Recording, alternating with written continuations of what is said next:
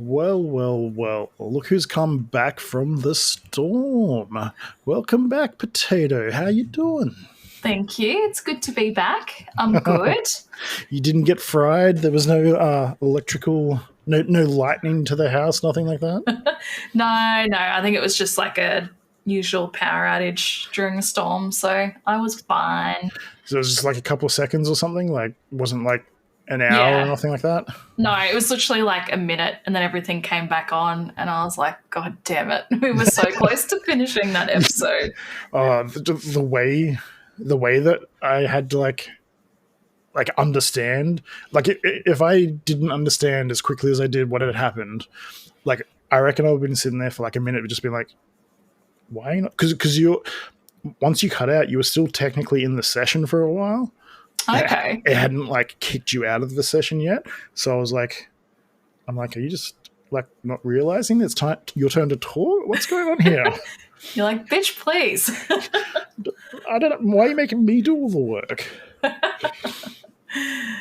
No, I got disconnected. Yeah. I figured, and it was funny, and there was some thunder and stuff just before, which delayed us recording just to make sure. But I'm hoping we don't. It's been storms all week where we are, so hopefully it does not affect us again this week. No, and I was going to say we nearly didn't record tonight because of storms, so it's been fun. Exactly. It's been a nice change from the hot weather, but it's like, yeah. Well, I think what's most important is that we get back to like what maybe some of your goals are. I think we literally cut out where I was like, hey, so what are some of your goals for the year? And it was like, hello? Yeah. Hello? You there? Who dare? Who dat? Yes, yeah, I think that's literally where we were. So, my goals for 2025, hey? For 2025, what are your gaming / movie / I guess pop culture, whatever goals? I mean, like, obviously we want to stick to the more routinely recording and releasing this year. We had a few setbacks last year but by the end of the year we got it going. But in terms of like just a recap, like mine was to actually finish games that I start this year. I had started playing something like 100 games last year and finished exactly 4 of them. Yeah, true. And I'm trying to watch a new movie every day, which thanks to Return to Moria, I'm as of recording, we are 9 days into the year and I have seen exactly 4 movies. Although one of them we'll be talking about today, which was bloody amazing. Yes, it was. So yeah, I'm gonna have to play a little bit of catch up in the sense of like it's easier to watch 1 movie a day than it is to watch like 6 movies in a weekend or whatever. But like, you know, it could be worse. 4 out of 9, only 5 movies to catch up on. Not too bad. Yeah, look, watching movies isn't the worst thing, that's for sure. Absolutely not, especially when they're good. If I had to watch, maybe my 2026 goal might be to watch Madam Web every day for the whole year. You were going to say that, maybe. and just see how it affects my mental health. Yeah, let's see how much of a breakdown we can give you.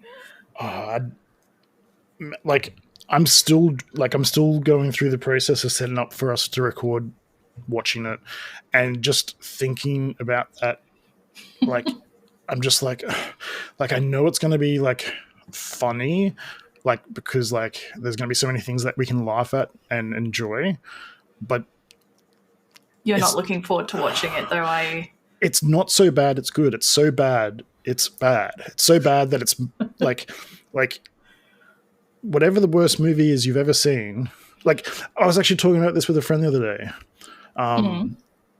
Like, you've got Uwe Boll, who does he used to do all the old video games movies, like Alone in the Dark and House of the Dead, and you know, he's a German director. I'm pretty sure German, Austrian, whatever.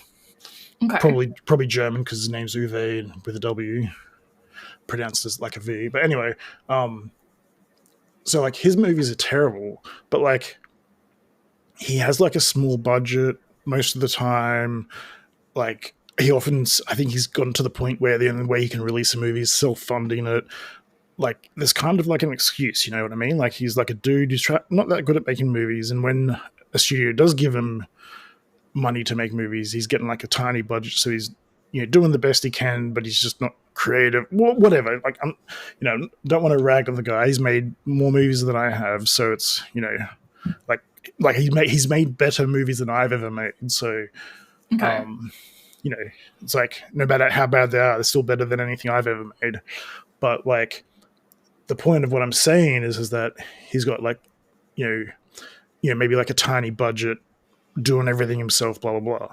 Madam Web was made by Sony. It had like a 300 or $200 million budget. Like, assumedly they had good, like high paid script writers and a director that's well known, and they had supposed stars in the movie and all that kind. You know what I mean? Like, yeah, okay. It was it's even worse because they should have been able to be like, oh, this isn't good, let's fix it. You know what I mean? It's not just one dude trying to make a movie, so to speak. It's Sony have made some fantastic movies. They make Into the Spider-Verse, one of the best animated films ever made, and they can't look at their Madam Web movie and be like, maybe we should fix it a little bit. That's what I don't get too. Like they're seeing what the finished product will be like, and they're still being like, yep, we'll release that. We'll put our name on that. It like boggles my mind. Like it really does. Like because like I don't know if you know much about the process of making movies, but they have these things called like dailies and stuff where they look at the filmed content, like, and send it to like executives and stuff to be like see how it's going and shit. Yeah. Okay. So they're continuously sort of like keeping up with what's been happening so far with the filming and making sure that everything's going the way it should. Assumedly, I mean, yeah. I think in this case, maybe they were letting their children, like giving, it was like bring your daughter to work day and letting them get some work experience in, maybe. Or like, I think we saw something the other day about how apparently the Sony CEO was saying that, Madam Web's not a bad movie. It's just that it's been given a hard time. He said it about like all of this, like Venom, Morbius, and like Craven. And with Venom and Craven, I can absolutely say, yeah, okay, the critics give it too much of a hard time. Definitely doesn't deserve to be like, Craven the Hunter especially doesn't deserve to be as panned as it has been. Like, again, not a fantastic movie, but like, two good actors, an okay story. Whatever, like it was fine. Like it doesn't deserve to be like a 1 out of 10. Like no one saw it movie. It should have at least been like a just made its money back kind of movie, or made just a little bit more than the budget movie. Madam Web should be paying anyone who's seen. Like there should be like a class action lawsuit of anyone who has seen that movie with the irreparable harm that has happened to their brain and senses. Yeah. But enough Madam Web. Let's get back to what some of your goals might be now that we've talked all about me and myself for the last couple of minutes. Yeah, well, we didn't even get 5 minutes in, and you were talking about Madam Web. We're gonna have to have like a timeouts button or something where once it starts, it's like we just pause for half an hour, come back, because I can't. Everything in my life now comes back to Madam Web. We need like a horny jail, but a Madam Web jail. Oh, I'll be spending all my time there. I think I didn't get to my point before. It's like whatever. No, I don't think you did either. It's like whatever the worst movie is, like it's like that's a bad movie, and then Madam Web is like below that.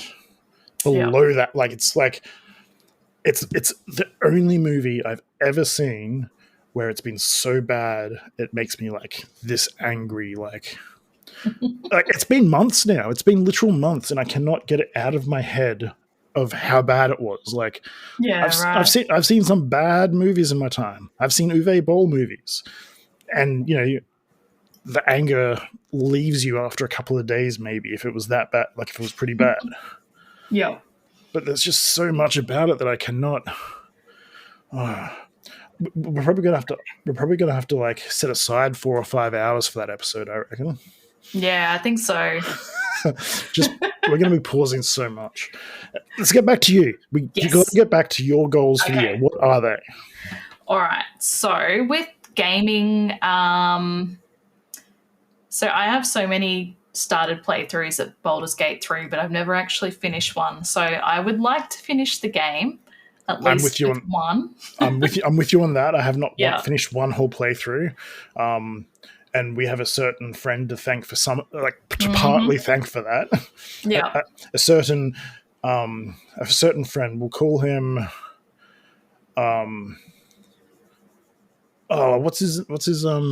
Bastion. Yeah, sorry. We'll call him Bastion J. No, that's a little too obvious. Let's call him B James. BJ. Yeah, BJ. We have started many a playthrough of that game. Yes. With many a mod. Indeed. Oh yeah, the mods are crazy. But yeah, so would love to actually put in the time to at least get one playthrough finished on that. Absolutely. Nice. And yeah, I think there's a few other games that I've started but haven't finished. So I guess like you, I'd like to actually get through and finish some stuff. I remember BioShock being one, and also like some old. I think you were touching on it. Some old like classics that like you've never gotten around, like say Final Fantasy VII, for example. You never gotten around to playing it when you were younger, and like giving it a go now.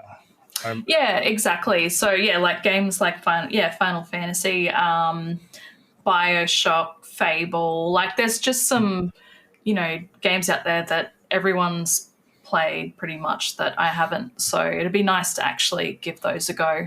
Yeah, it's hard too because there's so many, like especially now even like there's so many games that like it depends were you a SNES person, were you a Sega person, if you're a SNES guy, there's a lot of classic Mega Drive games you might not have ever played and vice versa. So yeah, true. PlayStation or Nintendo, it just keeps going, Yeah. So I completely understand that. There's a bunch of games I've never played, even though I've played so much.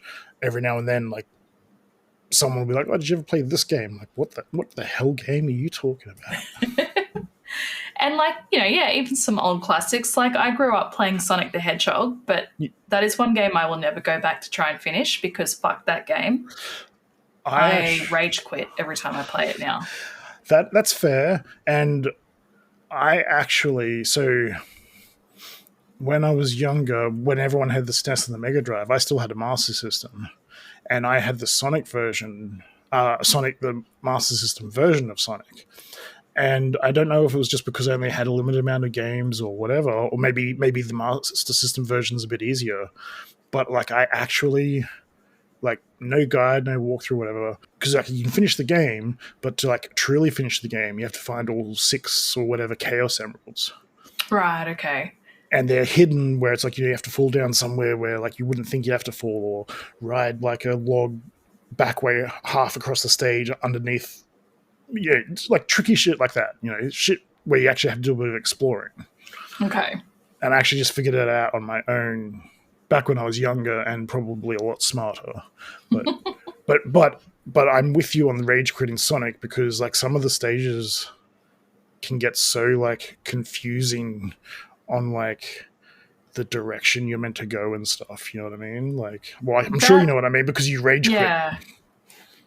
That plus like you don't just die and sort of always just come back to where you were. Like you die, you go back to your last save point, and then I think you get like only a few lives, and then you've got to start the game all over again. Like all of those games were back in the day. 100%. And again, I'm pretty sure the Master System version was one of the easier versions, but I'm still impressed with it. Ghosts and Goblins was one of the hardest games ever back then. I've so Spermie's actually told me a lot about that game, and I've watched a YouTube video on some gameplay on that. That looks hard. I finished it on the Master System, and it's like, Really? and it's like the same thing. You get like 3 lives or something.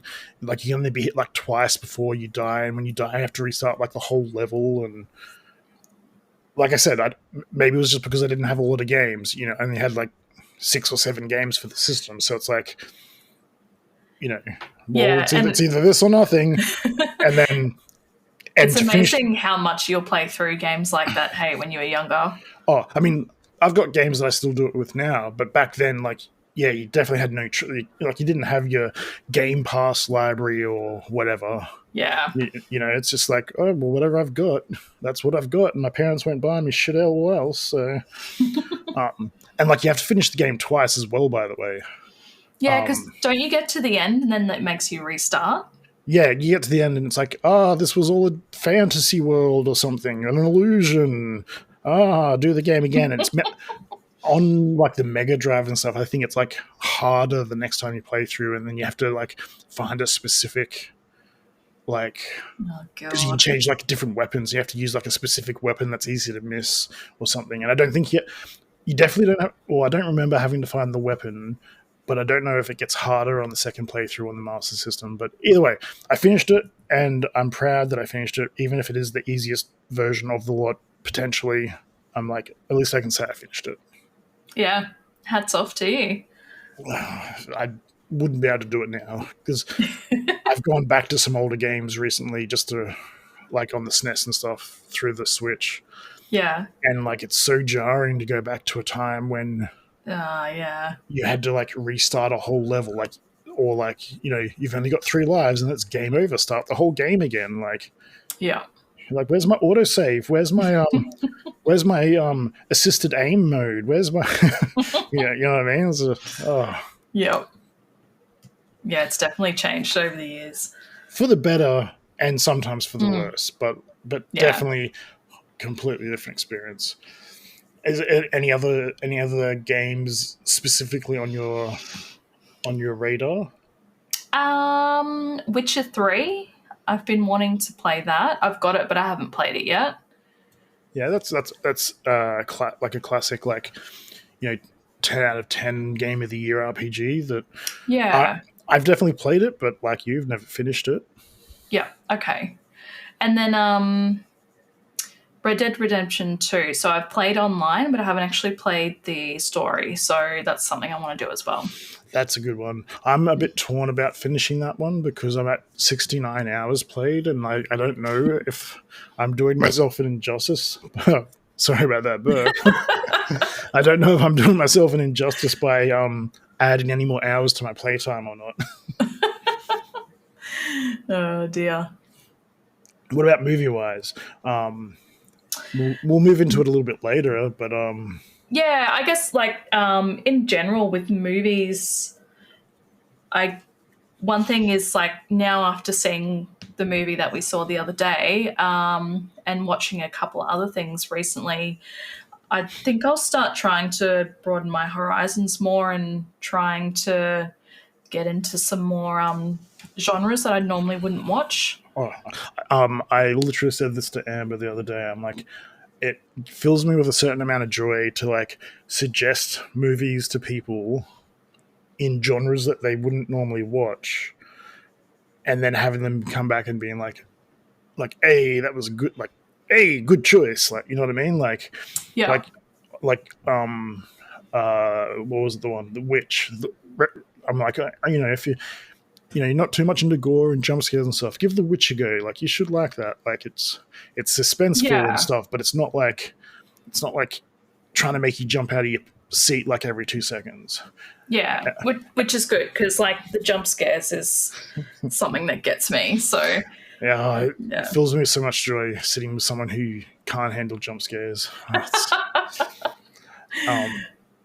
Yeah. No wonder you like going to the movies with your partner so often then. It's so good. Like, some movies way better than others. We watched Sinister, and it wasn't even at the movies. It was just at home. I swear to God, it was like every 10 minutes she was just like out of her, like literally almost scaring herself onto the top of the couch. Oh man, I imagine I wouldn't be much better, honestly. With that movie, I reckon, yeah, you probably be like, it's very jump scary, but like they're not cheap jump scares. Like it even got me a little bit a couple of times, like where it was, Okay. because like like some of them you do expect, some of them it's like, here's the jump scare, and then it doesn't happen, but then it happens. Like like this, they they changed their formula up throughout the whole movie, so there was actually like a couple of bits of like, oh shit, that one got me, or nearly got me, or whatever. And Yeah, then there's right. and then there's just some disturbing imagery. So, like, so you're already feeling a bit disturbed, and then the jump scare. It's good movie. Anyway, Cool. Yeah. So I don't think I'll have the time to stick to a goal like yours, like with watching sort of a movie a day kind of thing. I am very lucky with the amount of free time I have in that regard. But yeah. But even if I didn't have the amount of free time, I would probably try to do it anyway. Yeah, fair.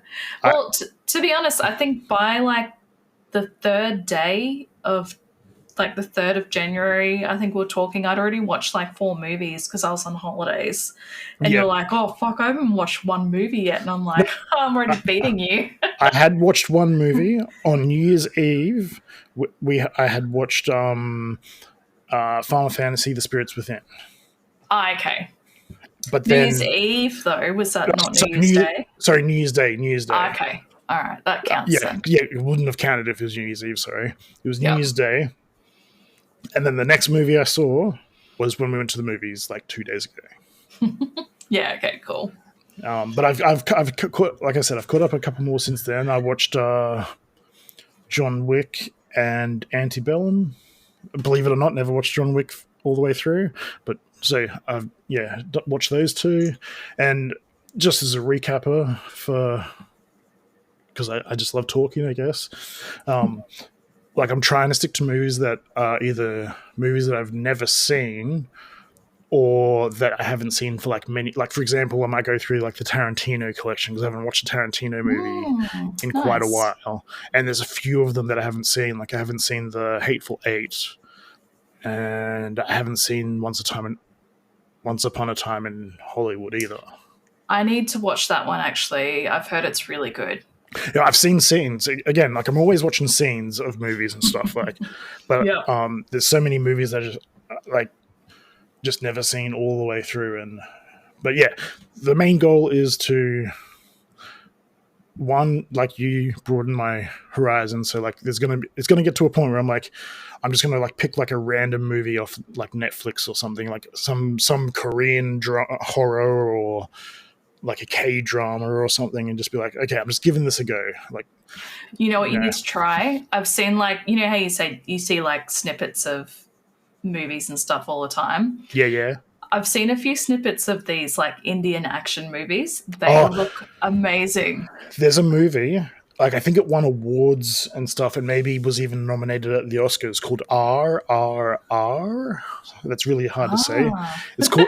It stands for like exactly. I think it stands for like Rise, Revolt, Rebel, or something like some kind of thing like that. And it's like one guy's a cop, one guy's a criminal, and like they're fighting each other at first, but then they're on the same side, and like I don't know. It's just like everything I've seen from it. Like at one point, he's fighting a tiger, like bare hand fighting a tiger, and then it's like not only is it like so so Bollywood spectacular, but it's like actually like really well done special effects and stuff, and like actually like like I've seen some Indian movies and stuff, and like they're fantastic. Like especially like I've watched a few like Japanese sci-fis and stuff lately that over the last few years that are like you just don't think to watch them. You know what I mean? Like you're just like I watch my Hollywood movies or whatever, and I watched like a Korean horror and Indian action movie, and I'm just like, hey, like these are enjoyable. I used to be real turned off by watching subtitles, but I'm kind of over that now. Especially if it's a movie where it doesn't really matter what the plot is. You just like look at like the RRR movie. I'm sure it wouldn't matter what the plot is. Like at one point, they're both swinging off like a bridge to like catch a boy who's fallen off the bridge. So they're both like vine swinging off the bridge at the same time to catch him. Like it's like who's going to get him first kind of thing. It's like who cares what the plot is? This is amazing. Yeah, I think there was one I saw. It might be. I'm just looking at a movie poster of the RRR movie. One of those guys might be the actor that I've seen in a few things, but he's like in like khakis, like sunnies, looks cool. Oh, I know the exact one you're talking about. Yeah, and like just seems to be able to take on 20 guys, and it's just like nothing. Yeah, it's great. It's great. Yeah. I watch a show on YouTube called VFX Artist React, and there's actually so many good VFX artists in Indian cinema. Like that sounds kind of like why would you expect that? But I just mean that like the quality of the special effects rivals like Hollywood a lot. You know what I mean? That's cool. Like it'll be like a nothing movie. Like there was this one movie where it's about like a dude who's like 4 foot tall or something, and it's just like a drama about his life. But the dude who actually played him was like 6 foot, but the way that they like did the effects and made it look good, like some of it wasn't even like CGI sort of. I mean, like of course there had to be CGI, but like for example, they like literally like dug holes in the ground and had the dude walking at a certain height. Oh, okay. So yeah, just like tricks with the camera and stuff like that. Yeah, like like Lord of the Rings style, but like just for like this like silly drama movie, not like a epic story of like witches and wizards and dragons and stuff. Like, okay, that's cool. It was just watching that show has just opened my eyes to a whole breed of effects and stuff that I just wouldn't have seen because I would have never have thought to have like watched that particular movie or anything like that, Yeah, true. Like, yeah, I guess like we were saying, like broadening our horizons, like, yeah, trying new things that we wouldn't normally watch. Obviously, we're going to find some cool stuff. Oh, yeah, absolutely. In my teens, some of the best comedies I found were just like, we'd gone through everything in the blockbuster. Yes, people were that old. I'd gone through everything that was like, well-known and good, and we were just almost literally alphabetical order going through the weekly section, just ordering like, just like A, B, like, this next one, and then like that's when I started to get a bit of a man crush on Freddie Prinze Jr. because he's in all these like lesser known like comedies, not always romantic but often romantic, but like they're actually like really good and fun. I was like there's one about him being a baseball player. I'm sure that's a romantic comedy still, but like I would never have picked it up. You know what I mean? Like yeah, okay. The cover looked crap. It's like Freddie Prinze Jr. and the foreign guy from that 70s show. Like, not that he was like bad actor or anything, but it was just like wet. You know what I mean? It's like Fez. Okay, yeah, Fez. That's it. Sorry for forgetting your real name right now. I just cannot think of it. Yeah, I can't think of it either, actually. But it's like them two in baseball clothes.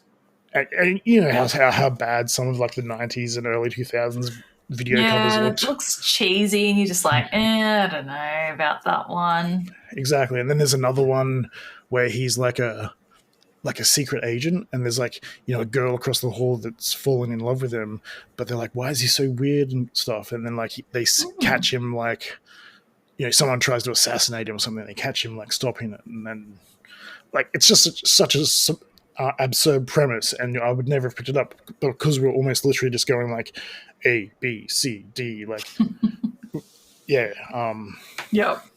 just giving everything a go. That's cool. I've just realized we're a fair way in. I reckon we should probably play our intro music right now and come back because we've got, I don't know, something amazing to talk about, I think. Extraordinary, amazing. but there will be a little bit of humor. Not that we usually have too much humor on this show, but there's going to be a little bit of humor as we come back. So stay tuned, guys.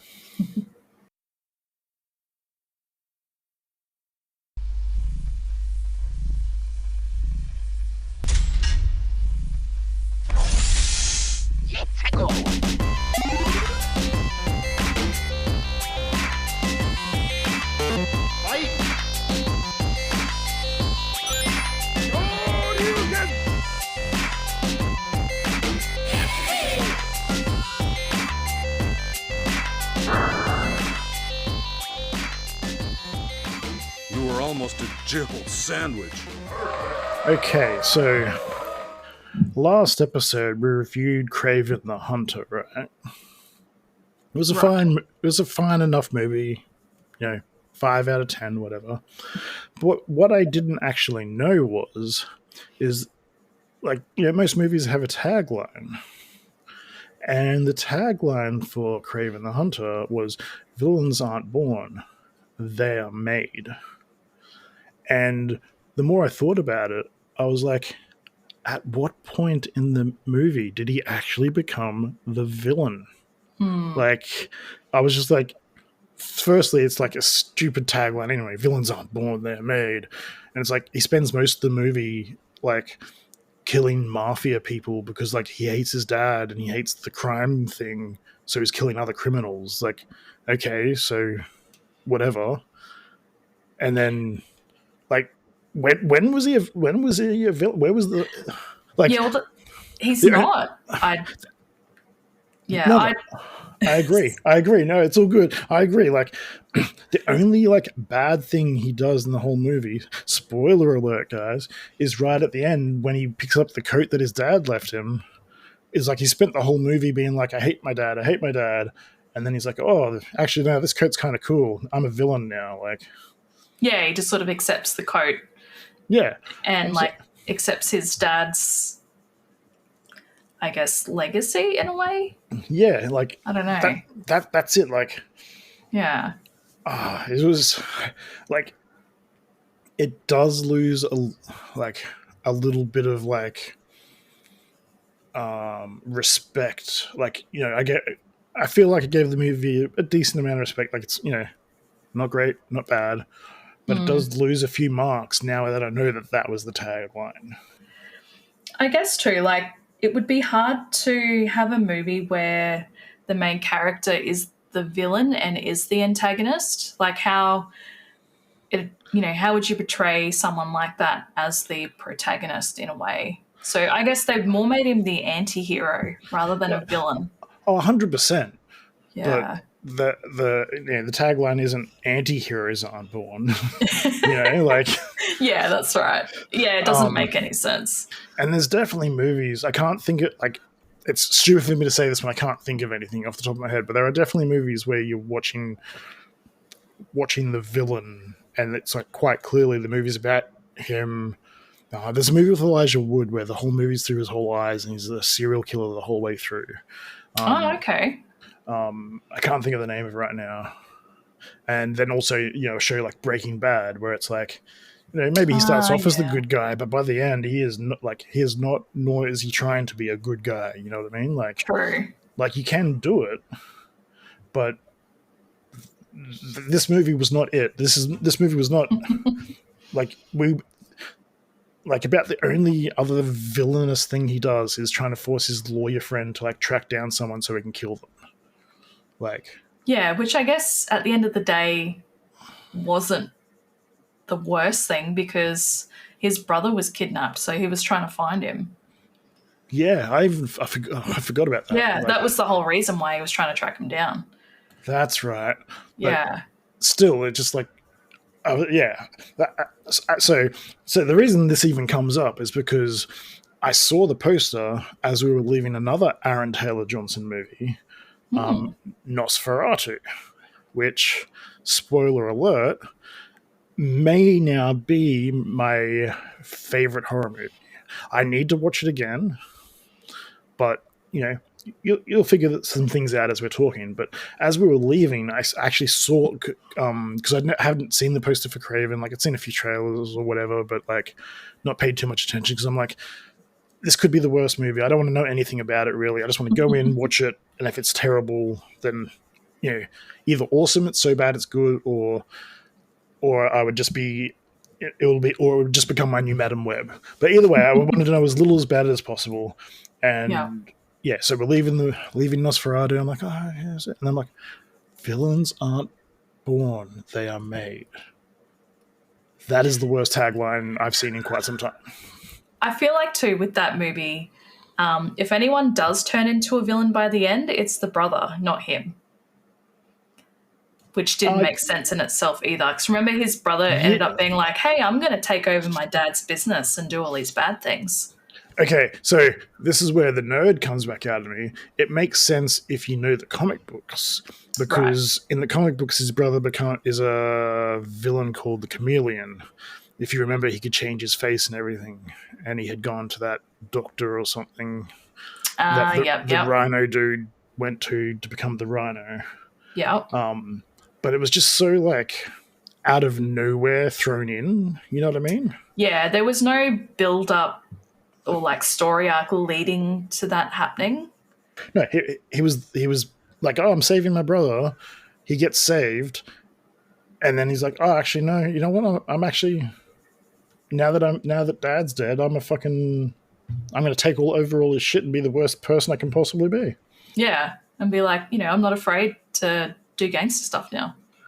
It's like, okay. Yeah, cool. Okay, that's the plot where you want to like it's so funny because it's like the more I think about it, I'm like, man, that movie was bad, but when I was watching it was entertaining, and that's I guess it's sort of like those two things kind of cancel each other out a tiny bit. I guess what you could say about it is that it had lots of good action and stuff, like good set pieces, entertaining to watch. Like, I wasn't like going like, oh my god, how bad was this and how bad was that all the time. But the story was just like no, thank you. Please write something better. But then we go and see Nosferatu and see Aaron Taylor Johnson in that. Completely different. Oh my god! Like, I know he's a good actor, even if maybe some movies don't prove that. But like, I didn't think his acting was the best in Craven, but I think that may have just been. Look at what he had to work with. Like, yeah, exactly. And like Russell Crowe was amazing in that movie with very little work with, but it's Russell Crowe. Like, you know what I mean? Like, he's in a horror thriller movie about road rage. Like, he gets road rage. I've seen that. Yeah, and it's like he makes that role fucking like he bosses that role. Yeah, like there's I don't think I've seen him be bad in a movie. Even if the movie was bad, I don't think I've seen him be bad in a movie. Yeah. So I think that was just sort of like isolated for Craven because absolutely. Aaron in Nosferatu was really good. Oh my god, like I said, so my favorite modern horror movie for a few years now has been Nope. We'll probably have an episode about it at some point because I know you want to watch it soon. Yeah. But like I won't go too much into detail, but just think it's well shot, well done, good themes. Like, it's also like a good horror movie for people who don't enjoy like super scary horrors. Like, there's definitely some scary elements in it, but it's not one of those like jump scares every 3 minutes, like, like watching Signs or something for the first time. Like, yeah. Like, it's not one of those kind of horror movies. Yeah. But now seeing Nosferatu, like, the way I was thinking of describing it in my head while we were watching it, like, I was like trying to think of like, what does it feel like to watch this movie? And what it felt like to me, I think, is what it must have felt like, because the original movie came out literally like 100 years ago. Like it came out true. like 1920, 102 years ago, I think it came out, 1922, I think. Yeah. And it's a silent movie and stuff, but like how people must have felt watching a movie of that quality back in 1920 when like everything was like, you know, I don't know if it's specifically Charlie Chaplin, but like that kind of style of like silent film, like just goofy stuff a lot of the time happening, not really too much drama and stuff. Like I'm sure there was, like I don't know all the movies from back then clearly, but like having a movie that is like that epic and stuff, like that movie would have been terrifying in the day, you know what I mean? Like, yeah, true. Like I haven't actually seen that movie, but I've seen like a few sort of shots, and just like, yeah, just even the cinematography for that time was pretty cool. It's like I actually found out a fact. It's one of like there's like 45 films or something that the Vatican has like in their vault of like this movie must be remembered for all time or whatever, and it's like one of those 45 movies. Like, wow, okay, that's cool. So like it's definitely a good movie. Although I did see a hilarious IMDb review saying that Count Orlok in the original film was scarier than the Count Orlok in the current day film, which I just had to like. I had to turn off my humanity brain for a couple of seconds because I was just like, if you've ever looked it up, what he looks like in the original movie, like there's absolutely like he doesn't even look scarier than say like the Jeepers Creepers monster or something. And that by the time you get to this like end of the movie, you're like, oh, this guy's not scary at all. You know what I mean? Like, yeah. He looks just from like the photos I've seen of the original one, he looks kind of dopey. Yeah, he's like a bald dude with some pointy ears and some long teeth coming out of his mouth. Like, he looks a bit weird or whatever, but it's like, again, would have been terrifying of the time, but to say that it was scary, it could have been a troll. Like, I have no doubt in my mind that it was probably a troll review, but still, I just read it and I was just like, if someone actually thinks this, like, what? Oh my god! Like, yeah, because I was going to say, like the, Count Orlok in the most recent Nosferatu was to me a lot more terrifying. Oh, the way I can go like. This is how you know I love a movie, because like I'm going to be talking so much more about like the cinematography and the way they use the lighting and stuff than I would normally talk about in a movie. Like I'm not talking about like, oh, look at the shadows in Rush Hour. You know what I mean? It's like, it was funny, good jokes. Yeah, Jackie Chan, awesome. But this movie was like, oh my god, like. Oh, so, and by the way. Yeah. Sorry again. One day I will actually get to the movie on time. And so just for context, guys, like every time we've organized to go to a movie now, especially if we were going to be doing a podcast for it, Draegan's turned up like late, like when the movie's starting, pretty much. I am terrible. Like the last time we were late, so Potato had actually like thought that she was at the wrong cinema. So like I get there like maybe like a minute before the session's meant to be starting, check my messages, and she's like, oh, I'm just on my way to the other cinema, because obviously we weren't meant to meet at this one, meant to be the other one. And I was like, I'm like, good joke. And then I'm like, wait, I can't see her. Holy shit, where are you? Like I managed to catch her just as she was leaving, so like, we didn't miss much. But this time we were so late, like we actually missed maybe the first 5 minutes of the movie. But as you'll come to hear, I don't think that would have changed anything. Like maybe not even the first 5 minutes, but maybe the first minute or 2 minutes. Like literally like the first scene, I think, which wasn't long. So, yeah. But the movie was so like engrossing that I don't think missing that one scene at all would change my. It's not like that one scene's going to be like, oh, now the whole movie doesn't make sense. Like, yeah, true. I was just like, Oh, and then I happened to choose our seats at the back of the cinema, of the largest cinema in the world. So I'm like trying to rush up to meet you and get my seat, and I'm just like I'm probably stomping like an elephant up like 400 fucking flights of stairs. Just like, there were so many fucking stairs. I've never been in a cinema that high up. I was like, what the hell? I couldn't breathe by the time I got to the top. I was like, I need to sit down. Yeah, like the only other cinema I've been in that's that big, but like not that long of a distance would be like the South Bank cinemas. Like, okay, if you go in their big screen, like it's massive, like huge, but there's like from the bottom to the top, there's still not as far as a distance to travel, if that makes sense. Okay, yeah, right. Yeah, like it'd be like half the distance to travel, just like steeper and higher. Ah, okay, yep. But man, I was hoping to, because I saw like our ticket said like U8 or something like that, and I'm like, holy shit. I'm like, hopefully we're coming in from the back, and it's literally the seats as we walk in. And then we walked in at the front of the cinema, and I was like, damn it. I did choose where we were based on the map, because I was like, because then we'll be on the like right next to the stairs where we come in, kind of thing. But I did not like, if I had known how far back I was going to be, because it was a huge big cinema, I would have picked like more in the middle, because it would have been just as good. Yeah.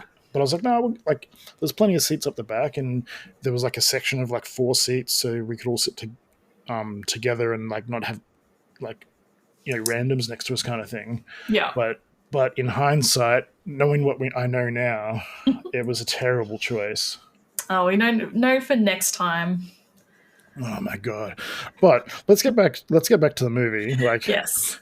The last Craven reference, and this was not intentionally funny.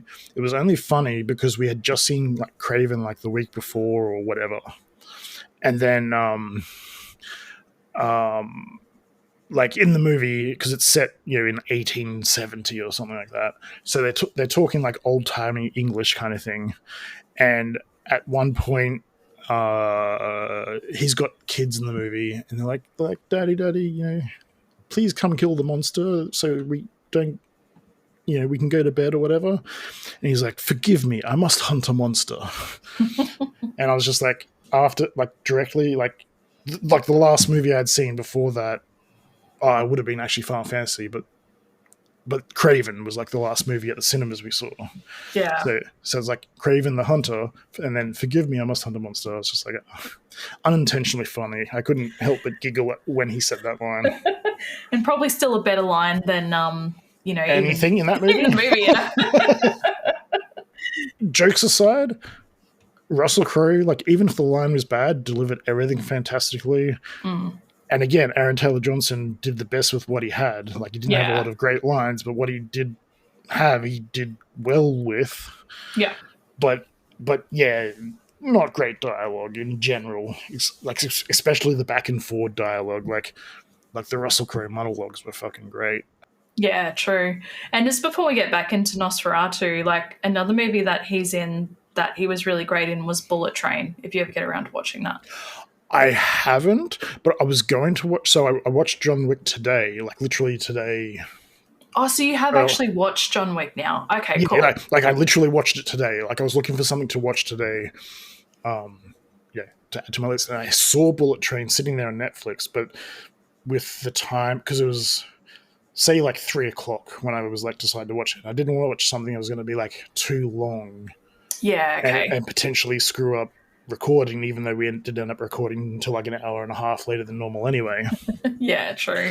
And I saw Bullet Train sitting there, and I know it's meant to be like good action, but also pretty funny. And like he plays like a Englishman or an Irishman or something in it. Englishman, yeah. And like he is English, I think. But regardless, like I've seen scenes again from it, and like looks great. Plus, you know, I have a man boner for Brad Pitt. There was one point in my life where I had all or very close to all Brad Pitt movies up to that point on DVD. Wow. Okay. Yeah. Even like the soppy ones, like Legends of the Fallen stuff. I was just like, yeah, shit, hey. Oh, he's my hero. He is pretty great. Yeah. Just reminds me of a joke I heard the other day. Won't say the whole thing, but basically it's like I'm a straight man, but I count myself as 28 days gay. And he's like, what that means is if me and Ryan Gosling were trapped on a deserted island and couldn't get off it, how many days would it take before I would go down on that beautiful man? And he's like, 28 days. 28 days, that's how long it would take for me to go gay if I was trapped on an island like Ryan Gosling. And I was like, yeah, I'm probably like 9 days for Brad Pitt. Or at least I was at the time. I mean, it's probably less now.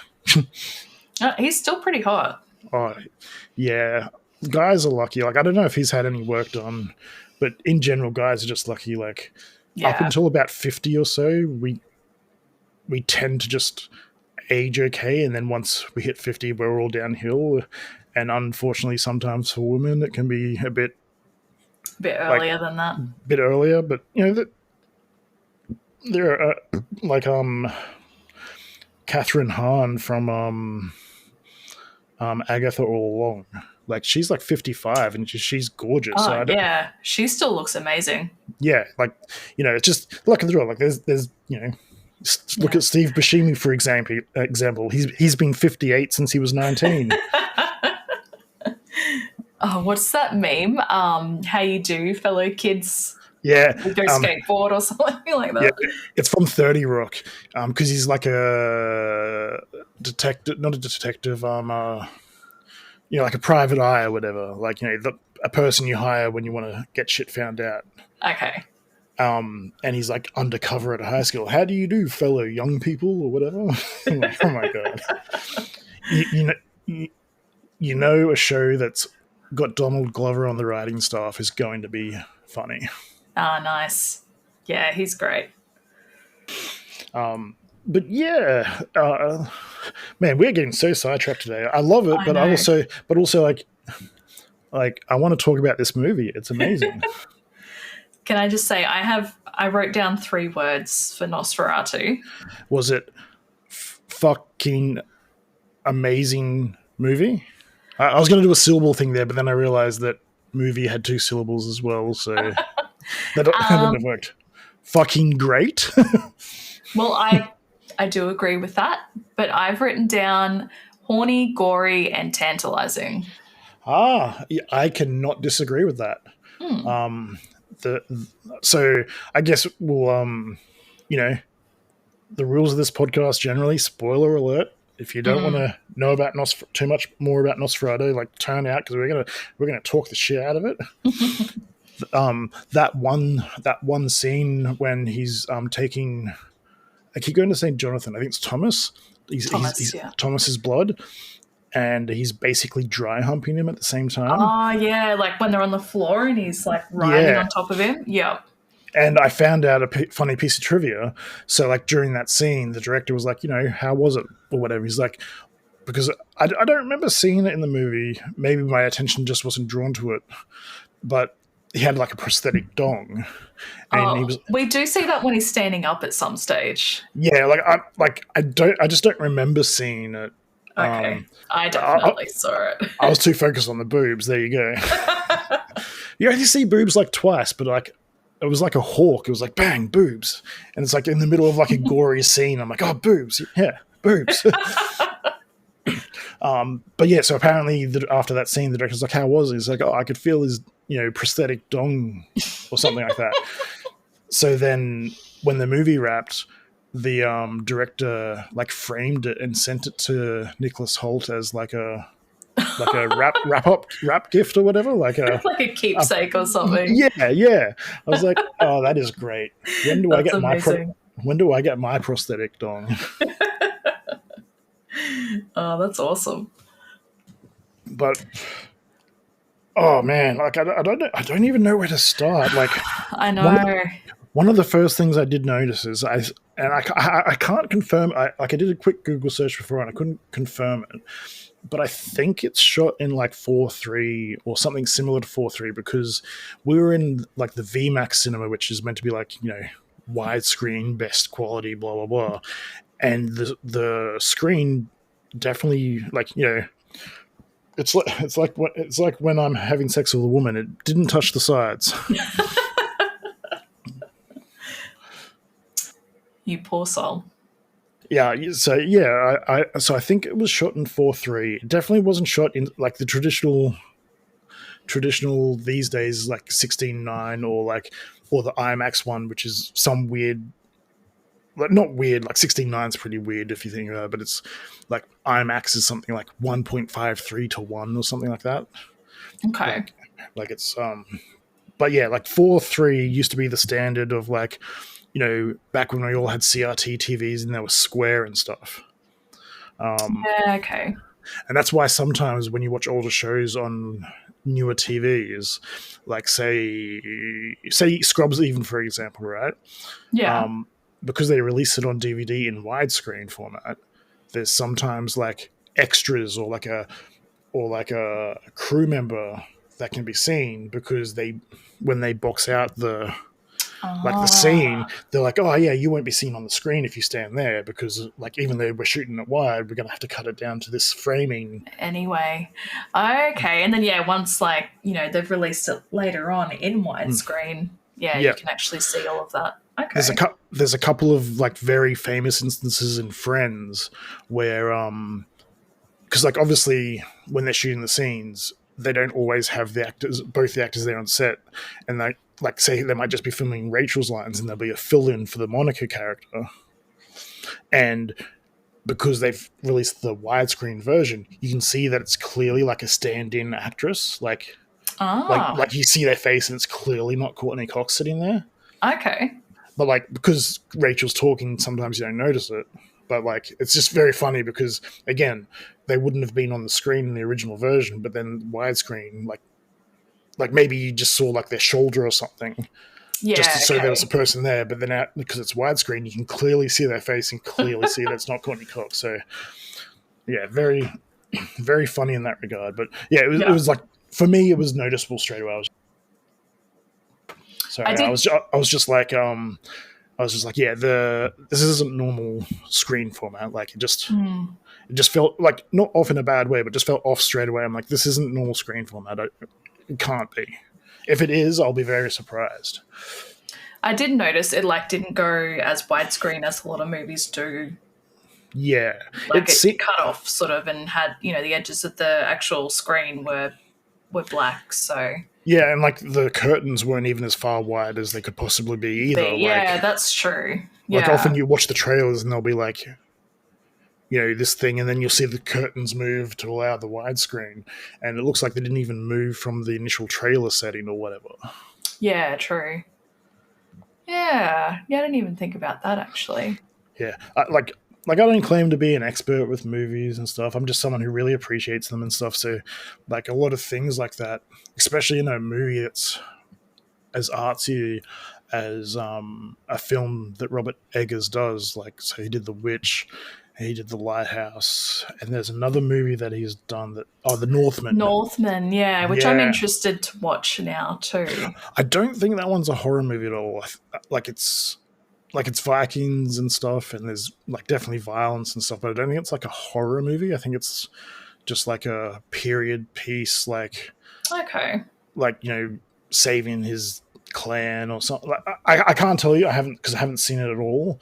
I just know one random fact about it, where to keep the rating down during the final fight scene, they're naked and they're in a burning village or in a volcano for some reason or something like that.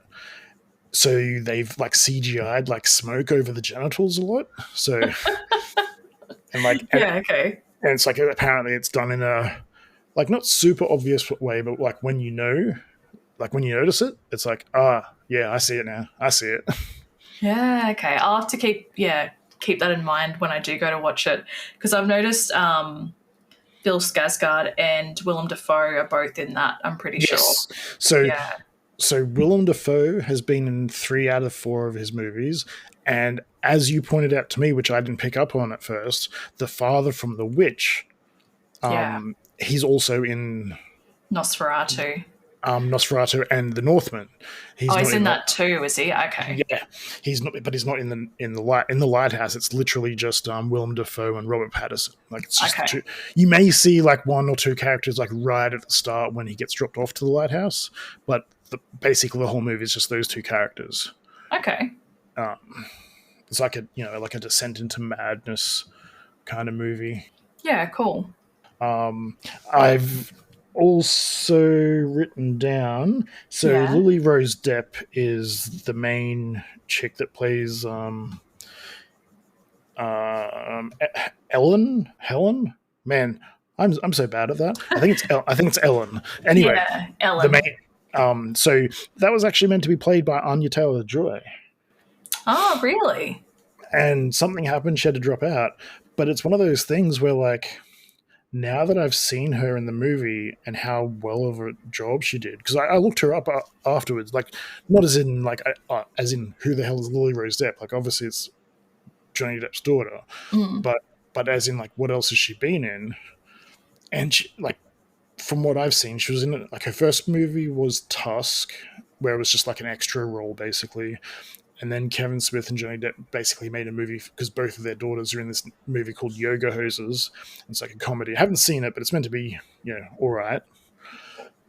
And then, like, I'm looking through her catalog, and, like, as far as IMDb is concerned, she's not really in anything rated higher than, like, a 6, and, like, not that much. Okay. So the fact that she was so amazing in this movie, like, I love Anya Taylor-Joy. She's a great actress and all that stuff, but I can't picture her in the role anymore because... No, I can't at all. Like, she just did that role. Like it might be one of those things where it's like, this was just...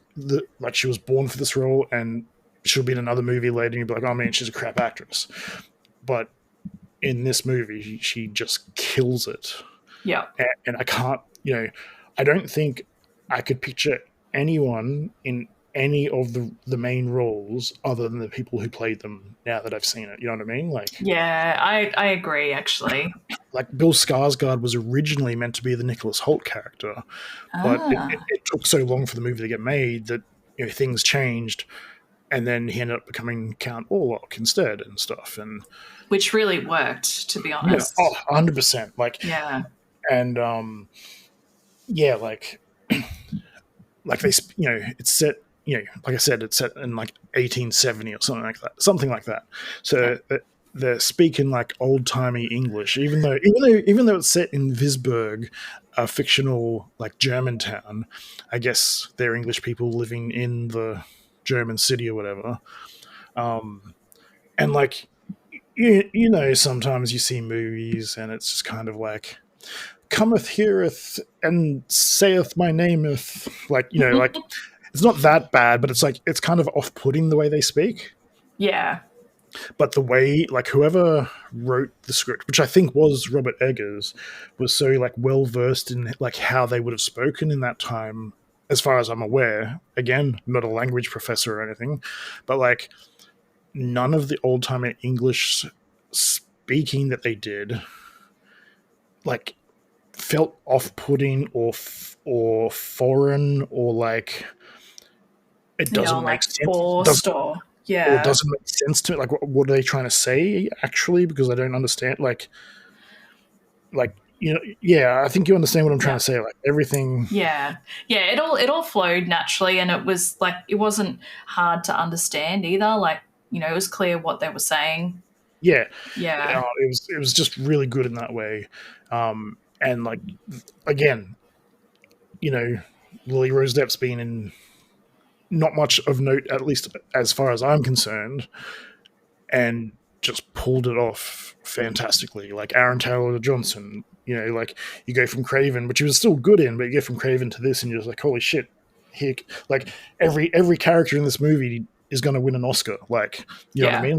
Like maybe it's not that good. Maybe I'm giving it a bit of hyperbole just because of how much I enjoyed it and in so many aspects, but like, holy shit, like you could say there was roughly 6 or 7 sort of main people. Which most of all of those people too, can I just say, Yeah. should have gone to horny jail. It was crazy. Oh my god, yeah. Oh my god, it was definitely a horny movie. Definitely a horny movie. And that's kind of the point of the story, but holy shit. Yeah. Probably the only one who shouldn't have was actually, I think, Aaron Taylor Johnson. I think he was the least horny of all of them, except for that one scene near the end of the movie. Well, I was going to say, yeah, considering what he did at the end, I was like, oh shit. Yeah, definitely horny jail for that, but like, yeah. Like up until that point, he was probably the least horny of all the characters. Well, he did, have 2 kids and 1 on the way, so it's not like he wasn't, but yeah, probably the least. Yeah, he was like horny. Least actively horny. Yeah. Oh my god.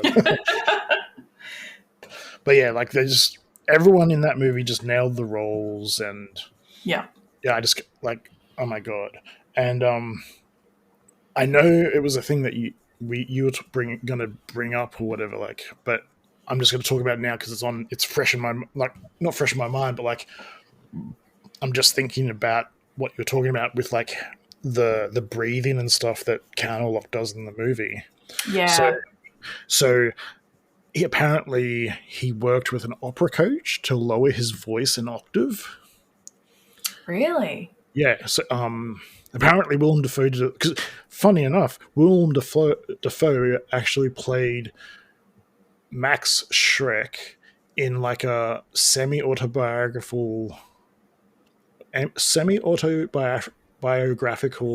mockumentary about, so like when Nosferatu came out, there was like a rumor that Max Schreck, the person who played Count Orlok, was actually a vampire in real life. So in like roughly the year 2000, there was a movie about that where Willem Dafoe plays Max Schreck, and it's like a behind the scenes thing of like how he actually was a vampire, filming this movie about a vampire. But Willem Dafoe did the same thing actually for that movie to lower his voice and all that stuff. And as I was reading these details, I came across another bit of trivia that I didn't fully notice in the movie when we were watching it. Count Orlok only breathes when he's about to talk. Yeah, that's true. He does that big, deep breathe in, and then like I'm not even going to attempt to do it right now, but like just that deep, terrifying voice. Yeah, and the breathing is unsettling too. Like it's yeah. Look, that first scene when Nicholas Holt's character is like with him at the table and he's trying to sign the documents and stuff. Not the first scene of the movie, but that first scene where they meet. Yeah. And like the sheer terror on his face was like, yeah, that would be me. I don't even know if I would be still sitting there. I would be like, oh, I left something in my pantaloons. Let me go get them. Yeah, fucking A, I'd be out of there too. Oh my god, like, and like the way that you don't, like in my notes, like I don't know how to describe this, and I don't know if this is going to come off the way that I want it to come off, but like, a lot of the time in the movie, so like when you're watching a movie, you'll often see like, it's like, oh, there's this bright neon sign to accentuate this and all that stuff, and then you'll see like, lines of black here and there because it helps accentuate the color. But like in this movie, it seemed like every ounce of color was there to accentuate the black and accentuate the silhouettes. And like the color scheme wasn't like, oh, it's a blue tone or whatever. The color scheme was black, and everything else. Like it was almost at times. So I'll get into this a bit deeper because it's not actually a black and white movie, but it was almost like when you watch Schindler's List, and it's like black and white all the way through, and then the rose comes in at the end, or the balloon, or the red shoes, whatever it is. Something red comes in at the end of the movie with the little girl, and and like it's like way more impactful because that's the only splash of color you see of the whole movie, and it's meant to symbolize hope or something like that. In this movie, it was like everything was there, at least definitely during the scenes where you see Count Orlok, was there to accentuate the black, like, you know what I mean? Like you'd see the flame flickering like a weird, not weird, but like, it's a very muted orange. which was then highlighting like the silhouette of the room, and then like you could only just see him in the corner of the room, and which made it even his presence there even scarier. You know what I mean? Like, yeah. Yeah, and a lot, like most of the scenes with him in it was like that. Like it was, you never saw him like directly until right at the end. It was more like he was in the shadows or just off camera kind of thing. Like, and there was a lot of good camera shots where like they'd either, you know, you'd be seeing the victim's reaction or the camera would be panning from their reaction. So then you're like anticipating and that tension's building. Yeah, you're like, oh, what are they saying, or what's going to jump out at me right now? Like, yeah. But it never really happens as well, which makes the couple of actual jump scares in the movie even like actually scarier. Oh, yeah. Like I don't jump scare very easily, and I didn't get jump scared, but the jump scares were fucking well done. You know what I mean? Like, yeah, you might expect them when they happen, but you also don't expect them because there's so many times when a jump scare could have happened that it doesn't happen. Yeah, that's and then, right. Then it doesn't happen, and it's kind of hard to explain, or at least I'm finding it hard to explain right now. But I think you understand it. And bringing it back to like the color. So like, as the movie was playing through, so you got Visburg, which is like the town that they come from or whatever, and then they go to some town in Transylvania or whatever, where Canol lives and signs the deed and makes his way to Visburg and stuff. As the movie was playing, what I thought was happening at first was that when they're in Transylvania, the scenes were like either black and white or very muted to seem like black and white. Like I often felt like I was watching a black and white movie. Like, you know what I mean? Like, it would be only every now and then they'd come back to like the scene set in Visburg or something where it's color again. They'd be like, oh, that's right, this is a color movie. Or when you'd see like a splash of color of like the fire or something like that. And we're like, oh, that's right, this is actually a color movie. And I did not even notice that until you mentioned it afterwards, and I was like, oh my god, yeah, that was a thing. Well, the thing was, right, is that's what I was thinking was happening. And then as the movie was going on, I started to change my mind on what was actually happening. And it was only the final scene that convinced me that I was right, because I started to realize that the movie was only in black and white when Count Orlok was like in control or like manipulating someone somehow, or you know, like he was the one in charge at that moment, and it was black and white. And when his influence wasn't felt, that's when it was color. And it wasn't until the very last scene when he dies in the sunlight and it goes from being black and white to the sun comes up and it's now in color and he's dead. I was like, you know, like I was kind of picking up and going, I think this is what's happening. And then that final scene like nailed it for me. Like, yep, this is what's happening every time. Because like, you know, when he first rocks up to Transylvania and he's in the forest and he's like trying to get his way to the castle and stuff, like it's just like it's basically a black and white movie at that point. When he's at the native town beforehand, it's very muted, almost black and white, but like the influence is being battled by the native people of the land, so there's still some color and stuff. It's very muted, but it's there, but like he doesn't have a complete influence, so it's not completely black and white. But then like most of the scenes in the castle and all that kind of stuff, like, so the daytime scenes in the castle are in color because he's sleeping or whatever, you know, it's daytime, he can't be out. Yeah. But every single nighttime scene was in black and white except for maybe a splash of color with the fire or whatever. So yeah, originally I was thinking, oh, it's when they're in Visburg it's color, when they're in Transylvania it's black and white. And then I just to reiterate, I started picking up on it, and then it confirmed it in the final scene. It's like, no, the black and white is showing Count Orlok's influence over the characters or over the town or over wherever it is they're showing at that point in time, where it's basically black and white. Like I wouldn't always call it black and white, but it's so close to black and white if it's not black and white. Yeah. You know what I mean? Like I think I didn't really pick up on that because I just thought maybe it was the tone of the movie and how they shot it. But I guess just thinking back now too of scenes like of when she's opening the window and sort of inviting him into the room, which she does twice. I think both of those scenes, they are like a more of a black and white sort of tone. 100%. And then even like after he gets to the town, I think maybe there's a lot more of that tone as well. Yeah, there's a lot more black and white in the town, in the scenes, especially in nighttime scenes. Yeah. And yeah, like I just like Robert Eggers is very visual, very good. Like I don't know if it's ready to, I don't know if it's like, you know how like, you know, at this point everyone's kind of like Jordan Peele's a genius with his horror and can't wait to see what he's doing next, which I agree with. I don't know if Robert Eggers is quite that level, but what I can say is that everything I haven't seen The Northman, haven't seen all of The Witch. That's ADHD for you. but with the Lighthouse and Nosferatu, the visuals are just so stunning. Like the Lighthouse story, I would say is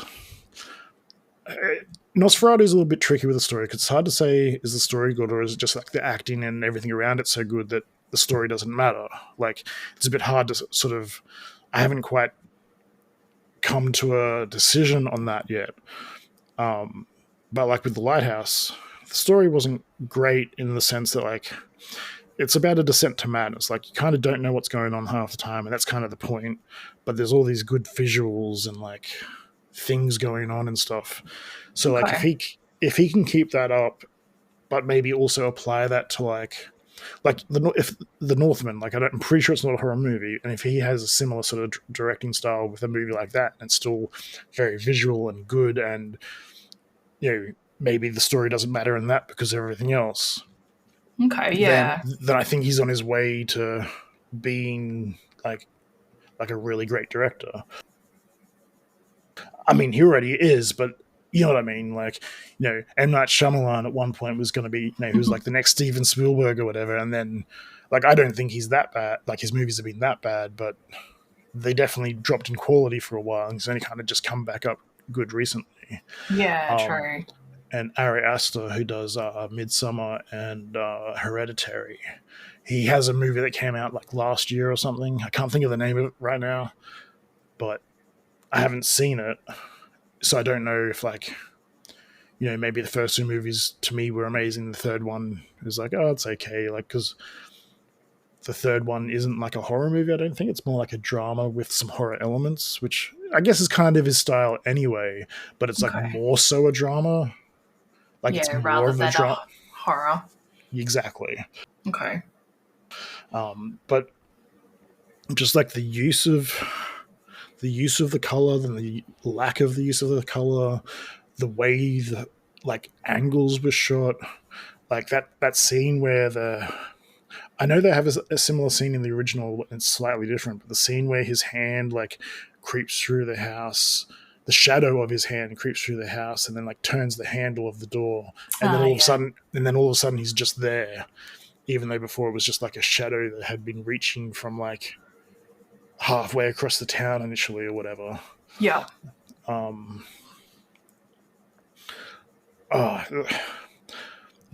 I've got to go back to my notes for a second because like it's like I'm not losing my place, but it's like there's just so much stuff to go on about.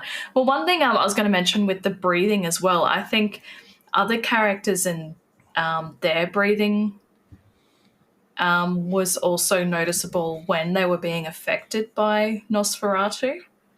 I'm gonna have to play the nerd card here. Yeah. His name is not Nosferatu. His name is Count Orlok. Count Orlok, sorry. No, so I didn't actually 100% know this until recently either. So Nosferatu is just like so the description is an archaic Germanic word for the word vampire. Like Nosferatu literally just means vampire. So his name isn't Nosferatu. It's Nosferatu means vampire, and his name is Count Orlok or whatever. Okay. Like, And another little interesting tidbit. So the story of Nosferatu is almost beat for beat the same story as Dracula, Bram Stoker's Dracula. So much to the point that when it first came out, the widow of Bram Stoker sued or whatever. Really? Because I thought it was actually based off that.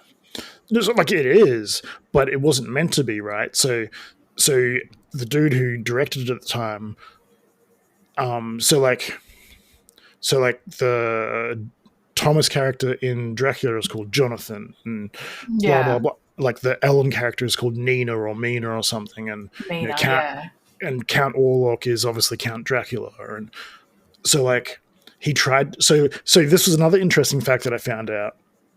The trope, the vampire lore of vampires like not being able to go in the sun started with the original Nosferatu. Like there was no lore in any culture about that. It became popularized by the movie Nosferatu because it was one of the things that he changed in the movie to try and be like, hey, don't sue me. This is an original movie. I haven't stolen it from you. But it actually wasn't good enough. And that was like, as far as I've read, it was the first instance of a vampire dying in sunlight to ever appear. And it's just now a genuine trope in vampire movies. And like, you know, you look through like Romania and all that kind of stuff, their lore of vampires going back before that, and there was no, like, you know, silver and all that kind of stuff was there, but there was no like, oh, they can't walk in the sun or whatever. Okay. Yeah, interesting. What about, because one thing I noticed, so like Bram Stoker's version, like of Dracula, like because I'd seen the movie made in the 90s a few times that had like Keanu Reeves and the best Oldman and stuff. The best worst English accent ever. Yeah. So what's happening, Ted? My name's Thomas. I'm here to see you, Count Dracula. Count Dracula. So have an excellent day. So I did like that movie growing up. Oh no, it's absolutely amazing. It's just Keanu Reeves was not the best choice for that movie. Like he admits it. His English accent was terrible. It's good to make fun of, but he wasn't bad in it. It's just he wasn't the right choice. You know what I mean? Yeah. I almost forgot my point, but I'm so sorry. No, that's okay. So like along those lines, with Dracula, like he can't go into someone's house unless he's invited. And then I noticed in Nosferatu that wasn't really shown. Like you see her opening a window and he's just there. But I'm like, yeah. In Nosferatu, it was something along the lines of like he couldn't take her to be his without her being willing or something, and like the Dracula, like, because you know it's basically a love story, and the Dracula version is something more along the lines of the reason he became a vampire was because his love was killed many years ago and he was so distraught. I can't quite remember, like, does he make a deal with the devil, or is he just so distraught that he becomes a demon? I can't quite remember, but like I can't even remember. Yeah, like they're both love stories because in Dracula, Jonathan Harker, whatever his name is in the movie, I forget the last name. His wife or whatever is like a spitting image of his old lover. Yeah, old lover. So that's why he's after her. Where in Nosferatu, like they were lovers when she was like real young or something like that. Which that was kind of creepy. I'm like, how young was she? I mean, it's hard to say. Like, yeah, she was definitely young. Could have been 16. Could have been, but you know, but it's also like a different. Like, it's definitely gross in today's society and in general or whatever. But like, you know, you think back to like even the 1800s. Like, you know, people were getting married at like 14 and stuff. Yeah, like, true. Like, it's not a defense of it. It's just like, you know, when you're telling a story that's a period piece, like, you might see or hear some stuff that's like gross in today's age, but it's like it was kind of normal back then, or based off something that was normal back then, or whatever. Yeah, but that makes sense. But yeah, they're both love stories. Essentially, is all I'm getting at. Just, you know, one is looks like the old lover. This one is they were previous lovers. And like the more you sort of explain the stories of both of them, the more you go like, oh yeah, they're basically the same story, which is why he got sued. Yeah. And my point of bringing that up originally was the only reason so he lost the lawsuit or whatever, was ordered to destroy all the copies of the movie. The only reason copies survived, or that it exists to be able to watch today, is because it was obviously sent off to other countries to be viewed in their cinemas or whatever. And it just so happened that a couple of the places didn't, get rid of their copies or whatever. So if that didn't happen, there's a good chance that this movie wouldn't have even existed, because Nosferatu wouldn't have existed because it was meant to be destroyed. That's crazy. See, I didn't know any of that. I just assumed, like, even from things I've read, they said that it was based off the novel, but didn't actually mention that, it was kind of not in a good way. Yeah, it was absolutely based off the novel, but it was 100% plagiarized. Which is not fantastic, but you know what I mean? It's like even back then, people were trying to steal other people's shit. You know what I mean? Like, yeah, true. Well, at the end of the day, we got this movie, and it's amazing. So I'm okay with that. No, 100%. Like, all the visuals. Like, there's so much. Like, for example, the scene near the end when they're destroying his coffin, whatever, the place where his dirt is, or whatever. Yeah. So, 2,000 to 4,000 of the rats in that scene were real rats. Okay. So what they apparently did is they had like a perspex glass thing or something, so they couldn't get too close to the fire area, and only the rats like in the background near the fire were CGI, and everything else was like real. Wow, because there was a lot of rats in there. Yeah. There's a few interviews where I think it's Lily Rose Depp who's like, because she doesn't have many scenes or any scenes with the rats. Yeah. Okay. And she's like, thank God it's you and not me, kind of thing. Because again, real rat. Like when you're seeing him like kick the rats off as he's walking through, like he's kind of actually doing that. Yeah, that's crazy. Yeah. Okay, that's cool. Because like, there's even like a scene of like a street that's just full of rats. Mm-hmm. So a lot of them were actually real rats. Like there was some random trivia thing that said they had to keep them in groups of 20 to try. Like, I don't quite understand the logic behind it, right? At least not right now. Okay. But like they had to keep them in like groups of 20, or they named them in groups of 20 or something to keep a track of them or something like that, because there was just so many of them. But yeah. Amber was saying, because there's that one scene when they're like kind of going down a canal or something, and she's like, "Oh, it looks so CGI," and I was like, or like not CGI, but like, how sometimes you can really tell when it's like a green screen or something like that. Yeah. Okay. And I was like, based off what I know about how Robert Eggers does his visual effects, like I wouldn't be surprised if it was just a real shot, and the way they shot it made it look kind of fake-ish, or if it was like practical them in a boat, practical like miniature of the background, and just the CGI to blend the two things. Like I can't imagine him just being like, oh, let's just do a CGI background here or whatever. Like he would have done like a bit of an old school effect, I would imagine. Like I'm very happy to be proven wrong on this, but just based on what I know of, that I've read about how he likes to approach special effects in his movies, I can't imagine him just being like, oh, we'll just put a CGI background here. Yeah, true. And another thing that I found very, very interesting, so all the night scenes were actually filmed during the day. That's why there's so much detail that he can play with in them. And they just put filters or whatever. There is a trivia note thing I've got written down here somewhere. I can't see it right now.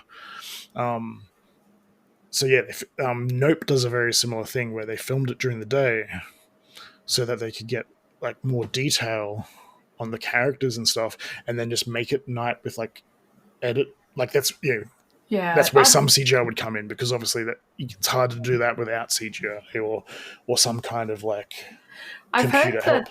I've heard a lot of movies do that if they've got night scenes. Like they'll film it during the day for lighting reasons, so they have those details there, and then like it's post-edit stuff that they do to make it look like it's at night. I don't know if it's a lot like it's. I mean, it depends on what you consider a lot of movies, but like I don't know if it's a lot of movies, but I know that certain type like with Nope, there's a lot of nighttime scenes, and like if it was filmed at actually night, it would be really hard to light the sky in a way that would be visible. Like, you know what I mean? Like, you know what the night sky is like? Like, it would be very muddy and stuff at times. So to counter that, they filmed a lot of the scenes in the day, and then so I watched the visual artists react about it, and like it's like this weird thing. It's like they filmed it with a normal camera, then another camera, then like an infrared camera, and then they used it to like it was this big process. Okay. And and then that's why the night scenes in Nope are so stunning and visual, because again you've got all that light to work with, and then you just make it look like night. And that's what Robert Eggers has done with a lot of, if not all, the night scenes in this movie, so that you can get as much detail as possible. And like I said, he's got like, look at all this detail I've got. Now I can put the black wherever I want, and really frame like the doorway or count or lock or whatever it is he wants it to pay your attention to. Yeah. In that moment. Yeah, no, that makes sense. Like I feel like I've just been going over the same kind of topics over and over again, but there's just so much good stuff about the movie. Like, there is actually one funny thing I've got in my notes here, and I didn't look into it. I forgot to look into it. Okay. There's a bar scene, and it stood out to me, and there's probably a reason for it. Like, I'll get to the point. I wrote down, why don't the pool tables have pockets? Oh. I noticed it. Bar scene. I'm just trying to remember when that was. You see, it's very famously the one of the, I think it's the Thriller or the Bad film clip for Michael Jackson. The pool tables didn't have pockets. Yes. Yeah. And then I noticed it in Nosferatu, and I was just like, it doesn't seem like the kind of detail that would pass. Like, you know what I mean? Like, there's so much detail, so much attention to detail. I can't imagine he would just be like, oh, no one will notice it doesn't have pockets. You know what I mean? Like maybe pool used to be played without pockets. Like, I legit have no idea of the history of pool. No, me neither. So, like, maybe pool used to be played in a way in which pockets were not needed. But it just, for some reason, it just stood right out to me. I was like, that pool table doesn't have pockets. Why no pockets on pool table? Why no pocketses? Why no pockets on pool table, please, sir? Why no? I'm totally going to Google that right now. Clickety-clack. But yeah, it stood out to me, and no idea why. And then, obviously, one of the first things I do is I look up the IMDb score of a movie, and it could be changed by now, because it's only just kind of come out, but like it only had like a 7.7. I'm like, God damn it! Like, horror movies on IMDb, like I think the Rotten Tomatoes score is more like 85 or 90 or something like that. Okay, But IMDb, when it comes to horror movies, holy shit! Like, well, they never score high? Like, there's a couple here and there. So Smile 2 at the moment is sitting at a higher rating than Nosferatu. And don't get me wrong, Smile 2, like, I love it. Great movie. Lots of good visuals, blah, blah, blah. It was the movie that I was showing you that scene from on my TV, the new TV that show you the OLED thing. Yeah. And yeah, good movie, but like better than Nosferatu. Like, I mean, obviously that's subjective based on what you want from your horror movies and stuff, but like in an objective way where it comes to like cinematography and like acting and all that kind of stuff, it's like no way was it better. Yeah, interesting. So like normally if you go on IMDb and you're like, well, what's this movie about? And you see it's got like a 5 or a 5.5, you might be like, oh, I might stay away from that. But for me, when it comes to a horror movie, anything higher than like a 5.5 or like maybe 5.5, 5 to 5.5, I'll be like, I'm going to at least give it a chance, because horror movies just notoriously rate badly on IMDb. And if you look at like the user reviews, like, oh my god, I can't even remember if I mentioned it on the podcast or to you before we started recording. Just some of the saying that the 1920s version of Count Orlok was scarier than the one in this film, and I'm like, sorry if I've repeated this, people, but I'm like, surely these guys are trolling. Like you can't possibly think that. You can't possibly think, like, even just objectively, you can't possibly think that something from the 20s looks scarier than something more recent when it comes to like makeup and like prosthetics and all that kind of stuff. Like it would have 100% been scary at the time, but not by comparison. No way. No. And one thing I actually noticed, so Nosferatu in this most recent movie actually to me looks a lot like a ghoul from Baldur's Gate 3, and they are terrifying. Yeah, right. Yeah. I don't quite remember them, but you see them more later on in the game, so maybe you haven't got to them yet. But okay. Yeah, similar face with the ears and like, you know, just like the naked flesh.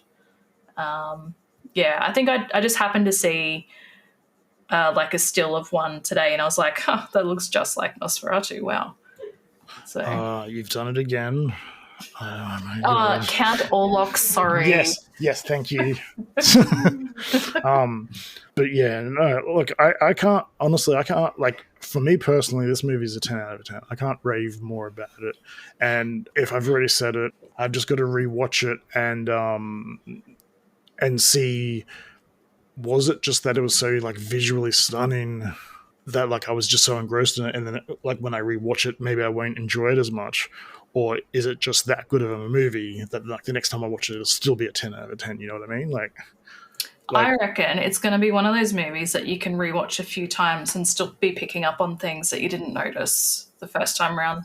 Almost 100%. And like not to brag, but definitely to brag. My TV broke, so I had to buy a new one, and I'm like, I'm spending this much money on a TV.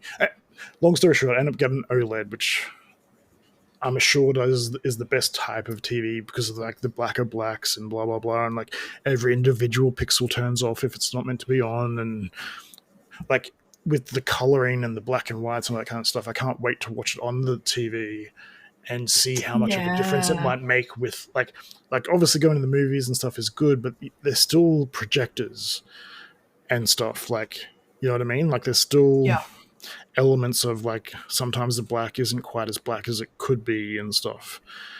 Definitely better than most like lower end TVs, but like with this, like I said, like if the pixel is meant to be solidly black, it'll just be turned off. So when like say for example when Netflix loads and the only thing that's got color is the Netflix symbol, like the rest of the TV is just like, it looks like it's turned off. You get that, you know, dum dum. Yeah, exactly. All the black is just black. Like it's not like a little bit of gray over here in the corner. It's like it's just black. The only thing that has color is the symbol.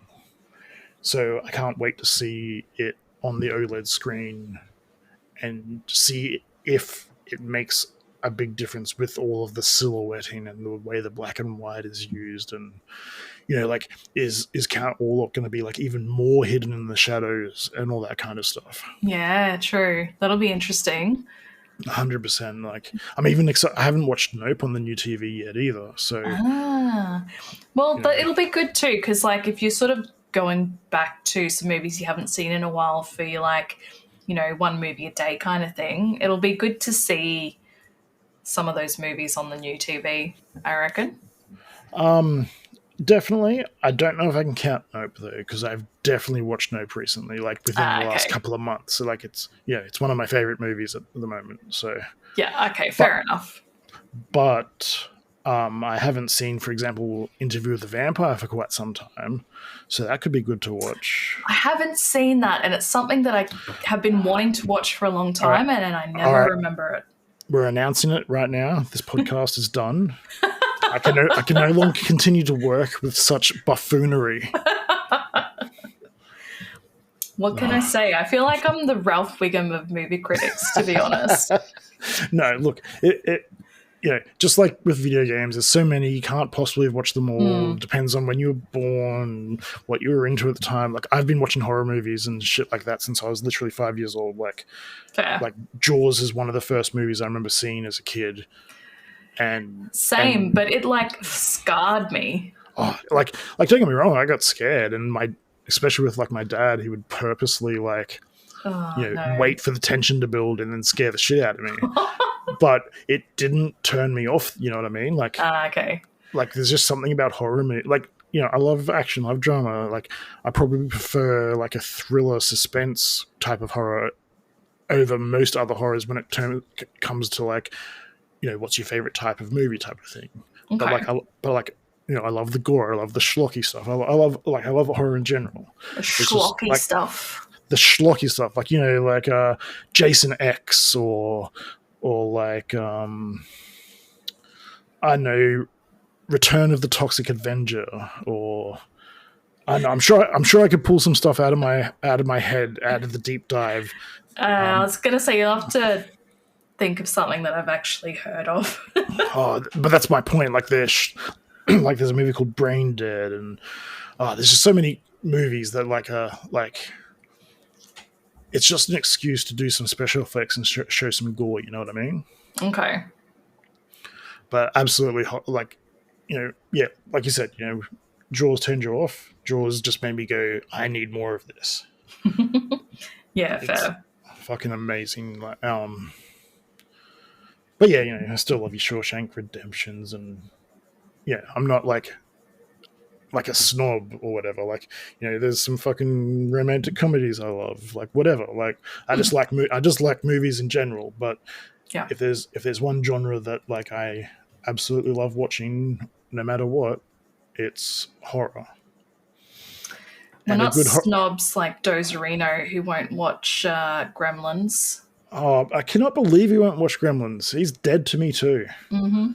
If you're hearing this, Dozer, you are dead to me. Such a great movie. Best Christmas movie ever.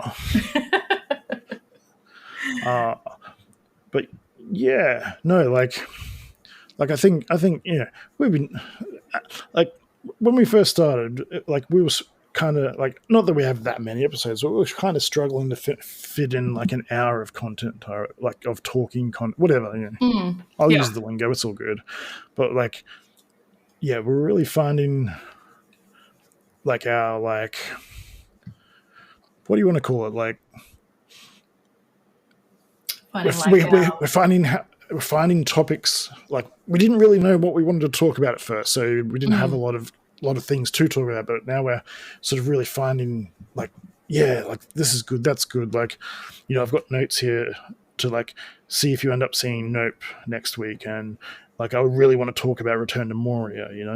Yes, it's been such a good game. So unexpectedly good. It's 75% of the reason why I haven't watched all the movies that I want to watch.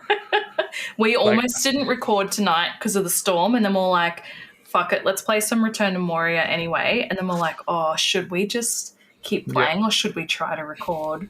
10 minutes into playing, the storm kind of passed over. Yeah. It was real quick, luckily. And we're like, oh, let's just I'm glad that we did stop, because it's getting rather late. More so for you, but it's getting rather late now. So if we had gone on a little adventure first, we would have definitely gone way past your bedtime. Yeah, definitely.